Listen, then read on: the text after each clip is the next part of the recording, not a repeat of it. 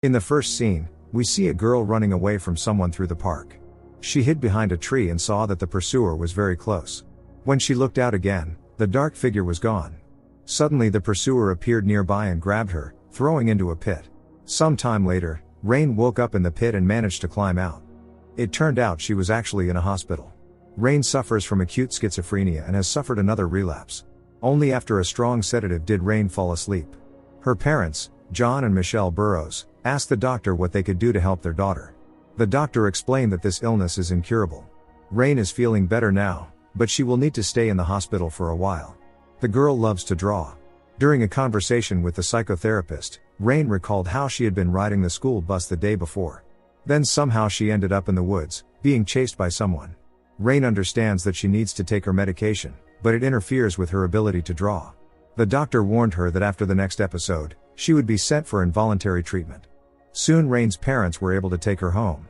This week had been hard for them all. Rain feels guilty toward her parents. They are doing their best, but each new episode is worse than the previous one.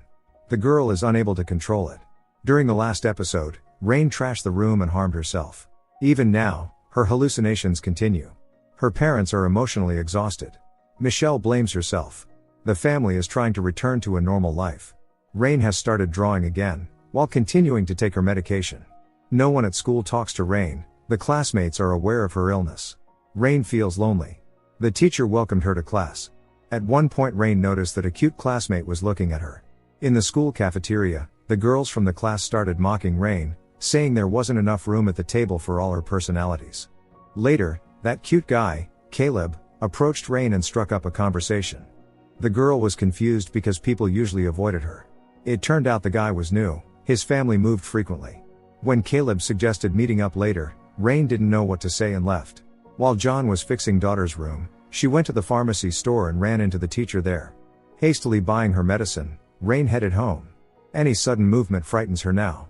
Rain diligently takes her medication. John, who is a chef, was offered the opportunity to cook for a large banquet, but he declined. His daughter comes first for him now. Rain advised her father to accept the offer because she was genuinely feeling better. Looking out the window, Rain saw a little girl in the house across the street. Michelle reminded the daughter not to lock her room. It could be too dangerous. Rain shared with her mother that everyone at school thinks she's crazy, even her former best friend Alexa. Michelle supports the daughter as much as she can. Rain decided to focus more on drawing to distract herself from sad thoughts. In the morning before school, Rain was drawing a portrait of her mother. No one spoke to her on the school bus. Rain tries to mend her relationship with Alexa, but it's in vain. Caleb is the only one who talks to her, although the girl wasn't particularly eager to befriend him. However, Caleb was persistent and offered to give Rain a ride. Eventually she agreed. The teenagers chatted about various things. Caleb wants to study quantum physics in the future. It started to rain. Caleb stopped the car because the windshield wipers weren't working. He noticed that the girl was nervous and assumed it was because of the weather. Even her name speaks for itself. The girl said she just wanted to go home. When the rain ended, Caleb took her home. Rain thanked the new friend for the day. To be honest, it was her best day of the year. Rain understands that she must honestly tell Caleb about her illness because friendship should be built on trust above all. John has the banquet today, but he doesn't want to leave his daughter for too long. Rain assured that she was fine. Michelle once again reminded her daughter not to lock the door and asked where she had been for so long today. Rain admitted that she had made a friend. Nightmares and hallucinations continue to haunt her. She thought she heard the girl from the neighboring house calling for help. The parents assured that it was just her imagination because the woman next door doesn't have any children. Rain insisted that something bad had happened. The father promised to check it out personally. The next day, they went together to the neighboring house where that teacher, Danny McConnell, lived. Apologizing, John explained that his daughter had heard cries for help from the house last night. The woman didn't really understand what they were talking about. Rain, despite her father's pleas to stop, kept insisting that she had seen a girl in the attic the previous night. Danny McConnell kindly agreed to show them the attic. But there was nothing suspicious. John apologized to the teacher for his daughter's behavior. At home, Rain yelled at the father for not supporting her. John in turn shouted that there was no one in the attic. Apparently Rain's hallucinations had escalated.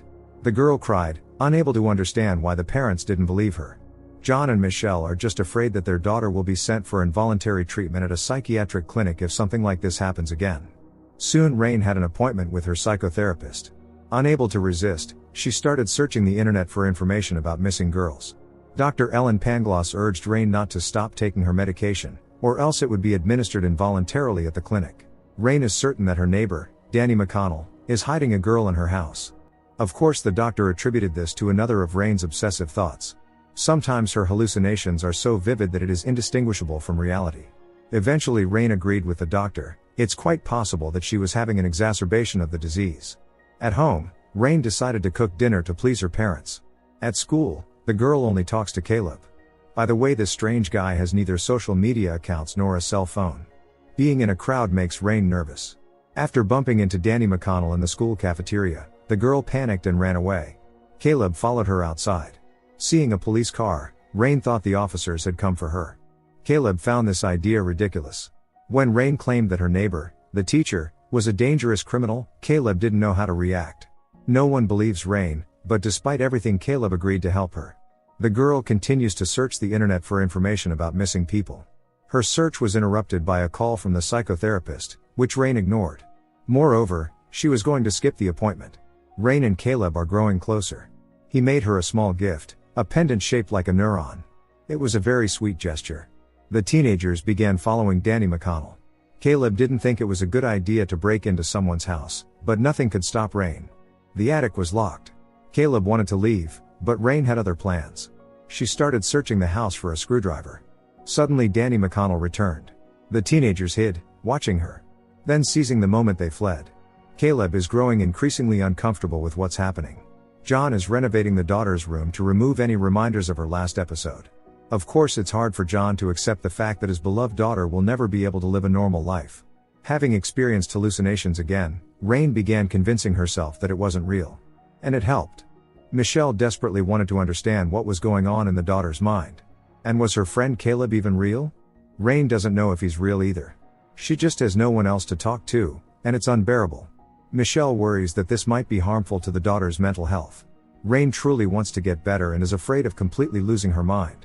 In any case, the parents will always be there for her. Later, Rain suggested to Caleb that they break into the teacher's house again. Caleb refused, suggesting they do something normal for a change. First the teens ate ice cream, and then went for a walk.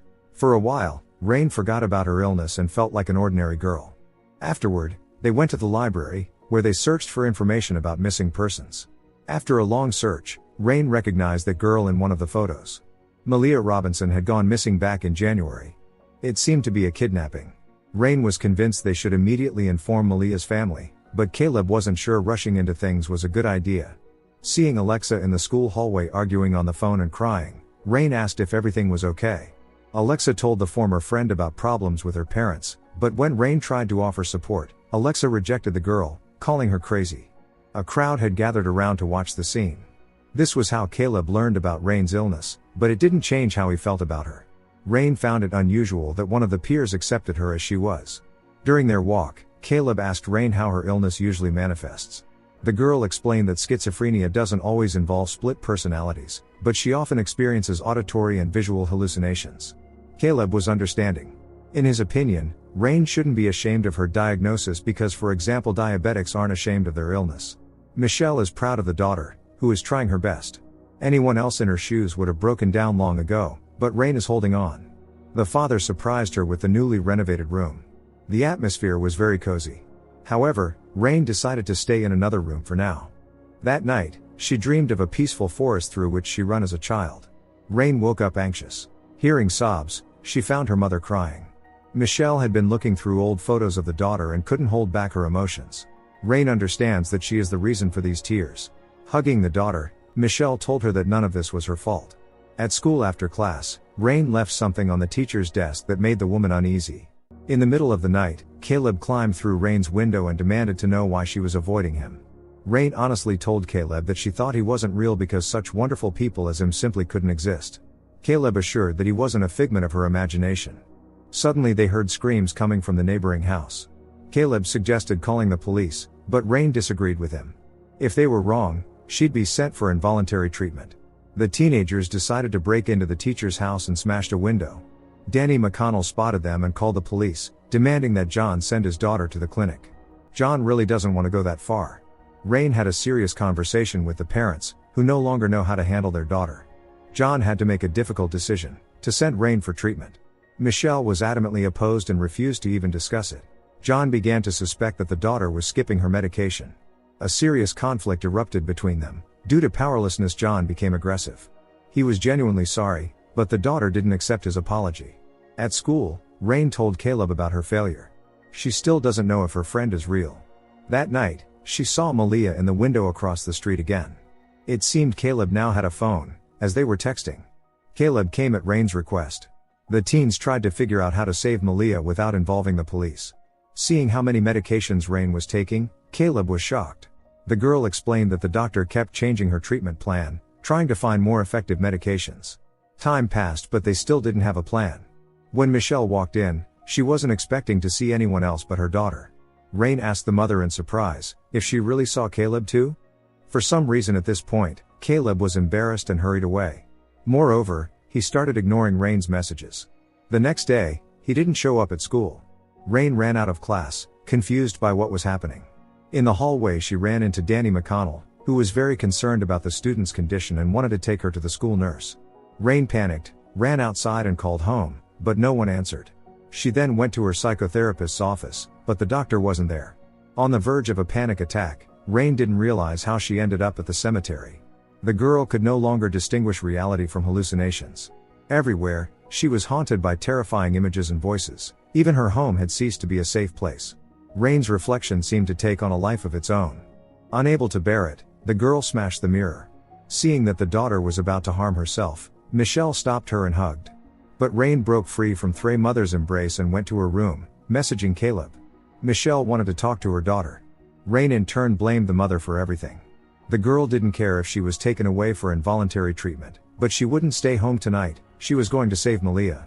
John broke into his daughter's room and firmly told her to step away from the window. When he told her that her mother had actually passed away 3 years ago, Rain didn't want to believe it. All this time John had been playing along with the daughter, thinking it would help. But things had only gotten worse. He simply didn't know what else to do. Rain's grief over losing the mother had been so overwhelming that it drove her mad. John was also grieving very much for Michelle. Perhaps that's one reason he had kept up the charade all this time. When Rain had a breakdown, her father was about to call an ambulance. The girl ran away from home, running into Danny McConnell on the street, who kept repeating that Malia was long gone. In reality, it was just a figment of Rain's imagination. Nevertheless, she snuck into the teacher's house through the garage, where there was a dollhouse. Taking a screwdriver from the kitchen, Rain planned to break into the attic door. The call from her father went ignored. In the attic, the girl found Malia. Or was she not real? Rain couldn't be sure. 3 years ago, Michelle voluntarily passed away. Rain feels guilty, thinking the mother couldn't bear the weight of her illness. The girl is tired of being crazy. Suddenly, Danny McConnell returned. Rain was going to sneak out of the house unnoticed, but it wasn't going to be that easy. While Danny McConnell was having dinner, Rain quietly sneaked into the kitchen and took the keys, but she couldn't escape. So she hid in the basement, still hearing the voices. Suddenly, Rain's nightmare burst into reality once again. However, after pulling herself together, she looked around. Could Danny McConnell be keeping Malia here? Rain's suspicions were confirmed. Meanwhile, Danny McConnell suspected something amiss. After freeing Malia, Rain heard the teacher's voice as she came down. The girls hid, trying not to make a sound. However, Danny McConnell found Rain, acting as if Malia wasn't here. Or perhaps Malia didn't exist at all? Rain didn't know what to believe. Danny McConnell began convincing her that Malia, like Caleb, was just a figment of her imagination. Suddenly, Caleb attacked Danny McConnell from behind, telling Rain and Malia to run. While he held off the teacher, Rain carried Malia out of the basement. John was already here. Rain handed Malia over to him. The police had arrived. It turned out that not only Malia was real, but Caleb as well. The worst was over. Despite his injuries, Caleb was happy. Rain was undoubtedly crazy, but that's exactly what he liked about her. Some time later, John and his daughter visited Michelle's grave. It seemed the treatment had helped, and Rain was starting to recover.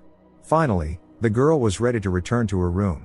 She hides from her father that she still sees her mother. Don't forget to subscribe to our channel not to miss more exciting new products. Also, the authors will be pleased if you leave your opinion in the comments.